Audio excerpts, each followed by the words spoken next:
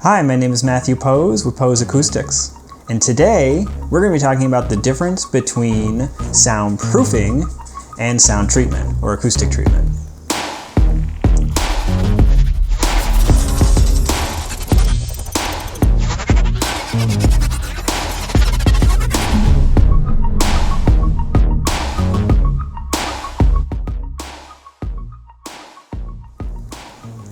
Alright, now in today's video we're going to be talking about the differences between soundproofing and sound treatment. So you're probably thinking, well, this seems obvious, duh, of course I know the difference between this, except I actually get comments on my videos, I get comments from people I talk with all the time that suggest that there's a very common mix-up between what is soundproofing and sound treatment. Or, while people may understand the difference conceptually between the two, they mix up the methods you use. So I'm going to talk in this video about the differences in the methods and why the approach we use to treat a room's acoustics doesn't actually provide much in the way of benefit for soundproofing. And that what you hear when you think you've heard a benefit from doing it is probably mostly an illusion from a reduction in reverberation.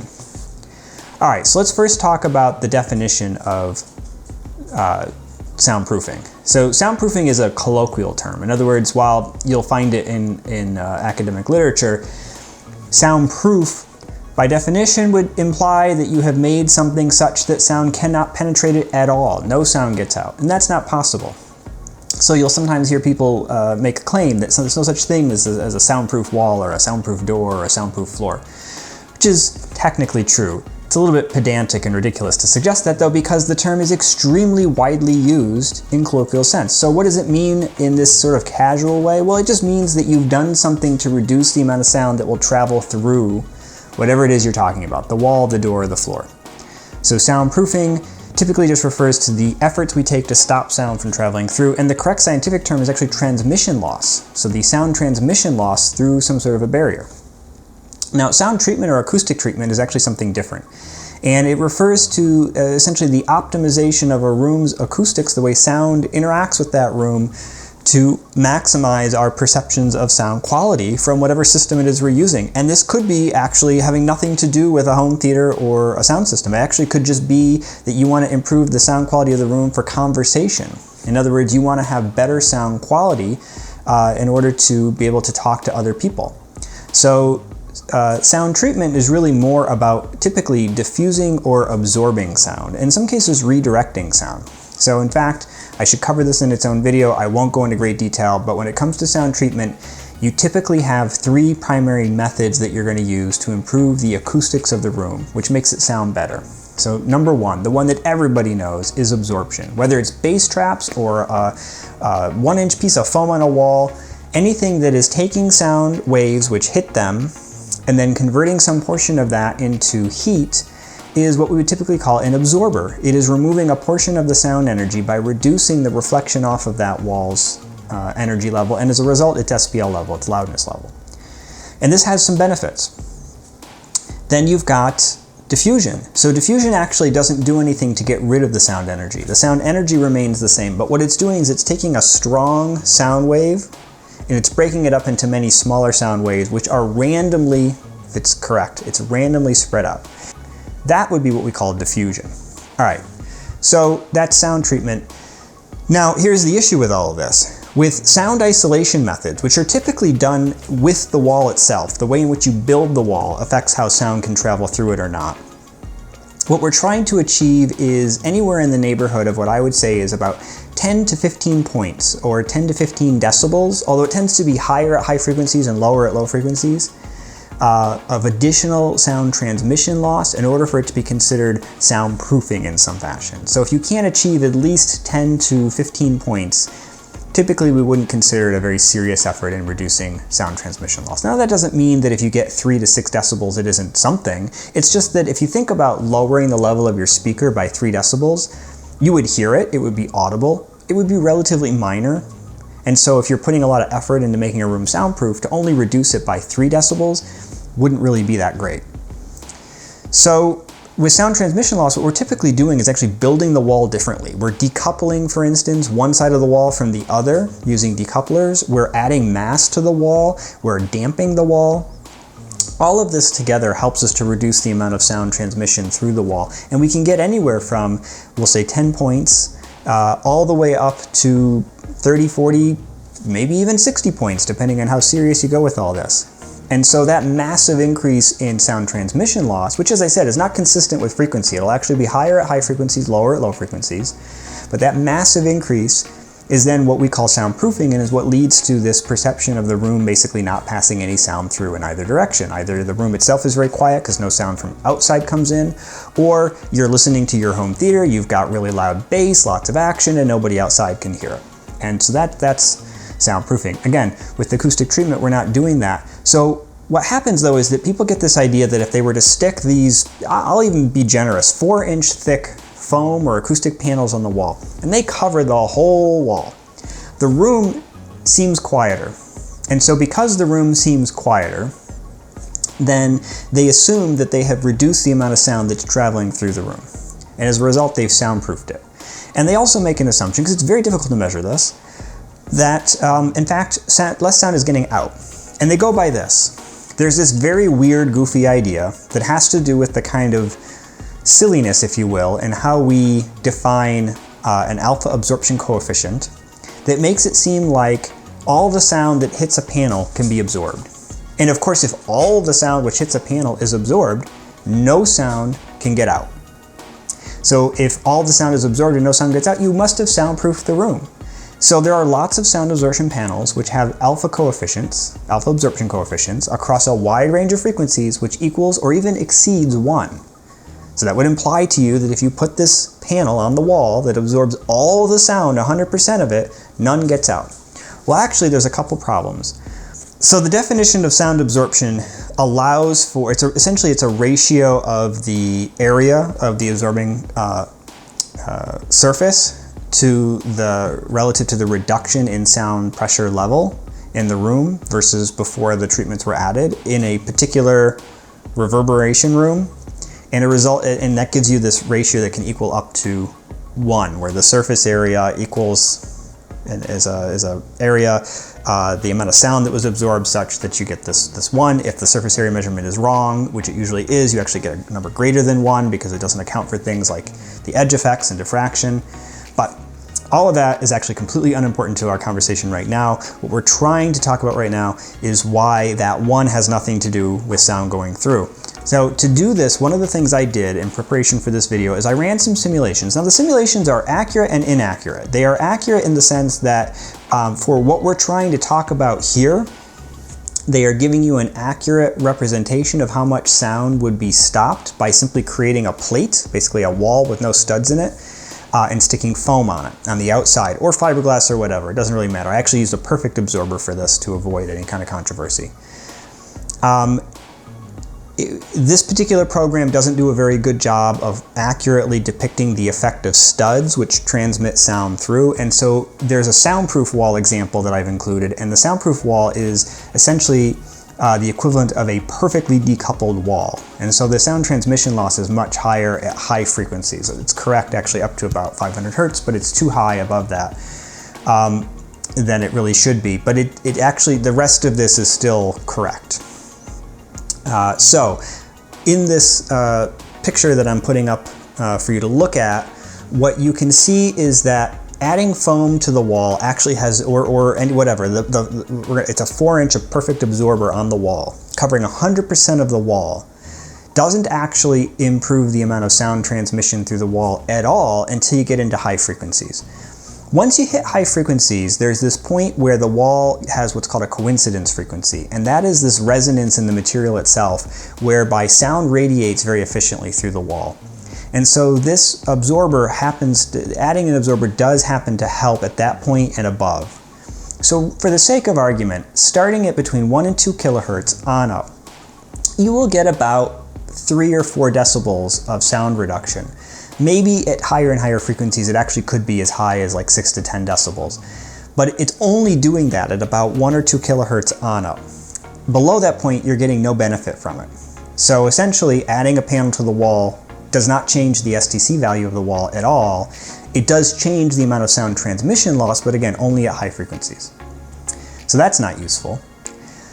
So adding that treatment to the wall made it sound quieter, but it didn't actually improve the sound transmission loss of the wall in any meaningful way. Why? Because when the reverberation level of the room is brought down, the room sounds quieter. We perceive it that way. But it isn't actually quieter. If you measured the SPL of the room, it would be about the same as it was before. And if you were to measure the sound transmission loss between one side of that wall and the other that you've treated, you would also find that it has not changed at all, or the change would be very, very little, a few decibels. On the other hand, in this diagram that I've created, you can also see what happens when you make a real soundproof wall. And you can see that not only is it higher at all frequencies, but you get much, much more high frequency transmission loss than you would otherwise get by adding the foam. Now, as I said, this particular one is exaggerating it, but it's not exaggerating it by 20 or 30 decibels. It exaggerates it by about 10 decibels at those higher frequencies. The exaggeration becomes, it's kind of like it's 2 decibels too high at about 1 kilohertz, and then 5 decibels too high at 3 kilohertz, and so on. And then eventually it's about 10 to as much as maybe even 15 decibels too high once you get into very high frequencies. So, you know, keep that in mind, but you can see that that doesn't matter because the soundproof wall is so much better than the foam that we're not even really talking about the same kind of wall anymore. So when we talk about soundproofing, we're really talking about something completely different from sound treatment. They're both important, and in fact, they both rely on a lot of common physical formulas for how sound works. It's just that we're trying to do something different in each one. In one case, we're trying to optimize the sound quality of the room. In the other case, we're trying to stop sound from traveling through. And one of the analogies I read online, which I liked, was saying you can't build an aquarium with a sponge. And I think that's a good way of thinking of this too. You can't build a room and make it soundproof using sound absorbing materials, because yes, it will absorb some of that sound, but it's also going to pass a lot of sound through. And it's only going to be able to dissipate a small portion of that as heat. In fact, from the standpoint of sound transmission, remember, when sound hits a wall and you hear it on the other side, some of the sound reflected. So that's one of the things to keep in mind here. What it's really doing is primarily acting, and that coefficient, that absorption coefficient, is primarily related to the sound that hit the wall and then reflected. Now, the probability that a sound wave will hit a wall and reflect versus pass through is related to the difference in the acoustical impedance of the surface of the wall versus the air. That's what sound is traveling through.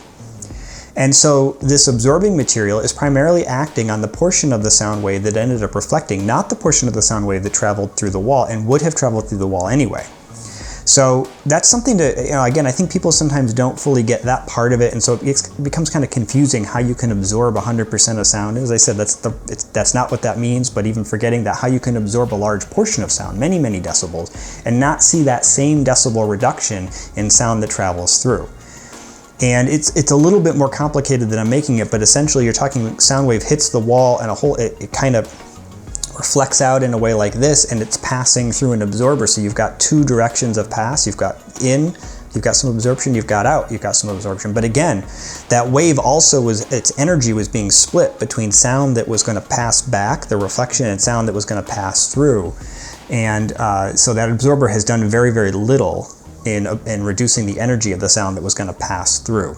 And as a result of that, like I said, you tend to still hear quite a bit of sound on the other side. So again, sound absorption, putting stuff on the wall to reduce it, isn't really going to actually reduce sound transmission through a wall in a meaningful way. It's best to think of it as doing nothing. On the other hand, sound transmission loss tends to be done in the construction of the walls. It really can't be added. The only way to add it would be to do things like glue, as an example, mass-loaded vinyl to the wall. If all you have is one layer of drywall and you add a layer of green glue, you could do that, layer of green glue and some drywall, or you added a layer of mass-loaded vinyl, they would actually do similar things. You would see a very small improvement. It would be in the neighborhood of about 3 to 5 decibels of improvement. The only way to do better than that is that you'd actually, see again, you're taking the wall apart. You'd have to spread your studs apart, because typically walls are built with 16-inch on-center studs. That puts them so close together that you've got an awful lot of sound bridges between the 2 layers of drywall, and the green glue or the mass-loaded vinyl really can't overcome that, and the added mass isn't enough to really do much here. So instead, what you end up needing to do is you need to actually spread those apart to 24 inches on center. If you can't do the 24 inches on center, then you've got to decouple.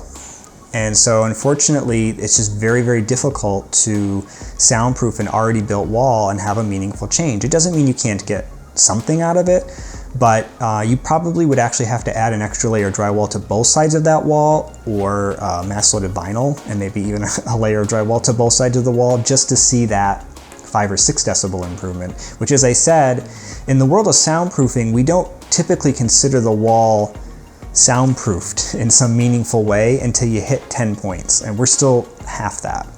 So we you know, I would look at that as a waste of money, unfortunately. I mean, you can do it if you want to, but it's something that just isn't making a valuable improvement.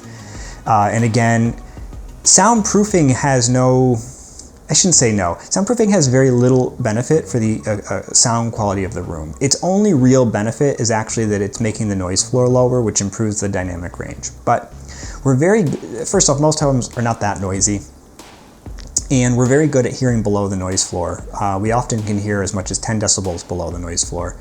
So for most people, it isn't a huge bother to have the natural noise of the room be there when listening to music. On top of that, it's not uncommon, especially in home theaters where you have things like projectors, to have other noise sources besides the noise coming in from outside that would be a bigger bother than whatever it is you're blocking. So for most people, soundproofing a room has nothing to do with sound quality. It will provide little to no benefit. Its only real benefit for sound quality, as I said, is reducing the noise floor, which I think is valuable, but only if you're addressing everything else. On the other hand, sound treatment, acoustic treatment, does do a lot for improving the sound of a room and is a very valuable thing to do. So when you're deciding what to do, soundproofing really should be a decision you make for one reason and one reason only, and that is that you're trying to reduce the amount of sound that either gets in or out. And really out, I think, is the bigger one. It's, you know, for me, I do it primarily because I want to have a space where I can watch movies at a loud volume or listen to music at a loud volume and not bother anybody. I want my kids to be able to sleep, my wife to be able to do her work or sleep or whatever, and not be bothered by what I'm doing. That is probably 90% of the motivation for me to do that. And I would say for others who are doing it, it should probably be the same decision making. The dynamic range enhancement is valuable, but again, only if you're doing everything else. Fixing the HVAC system to be quiet, making sure that the projector is silent or just you don't have a projector, making sure none of your equipment has any sort of noise to it or anything. I mean, there's amplifiers with noisy transformers. So, you know, I've measured one that I had that I actually got rid of. It was in the neighborhood of about 35 decibels, which isn't that loud in a normal room, but when you reduce the noise floor of the room to 10 decibels, for instance, 35 decibels is pretty loud. You're now raising the noise floor of the room substantially, and it kind of makes it a waste. Soundproofing and acoustic treatment are not the same thing, and that soundproofing is done for a very specific reason, which has little to nothing to do with sound quality. I hope this was helpful, and I'll have more videos like this going forward. And actually, to kind of give you a teaser, I'm already starting to work on some videos that are going to be focused on Room EQ Wizard, because I know people enjoyed the ones I did in the past. I'm going to try to keep those short and basically be topic specific. So hopefully you'll enjoy those as well. They'll be coming. Until next time.